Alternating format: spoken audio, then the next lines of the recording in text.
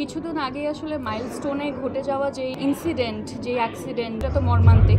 তখন আসলে আমি যখন দেখছিলাম বারবার সবাই কিভাবে পানি নিয়ে দৌড়াচ্ছে, কিভাবে আসলে রাস্তাঘাট সবকিছু ব্লক হয়ে গেছে, হাজার হাজার ক্যামেরা চলে গেছে, হয়তো বা কোনো একটা শিশু কিংবা টিচার কিংবা যে কোনো মানুষই ওখানে যখন ছিল তাদেরকে হয়তো বা আরেকটু দ্রুত হাসপাতাল পর্যন্ত নিয়ে যাওয়া সম্ভব হতো যদি ওই ক্রাউডটুকু না থাকতো, যদি আসলে সবাই ওখানে হেল্প করার জন্য পৌঁছে যেত।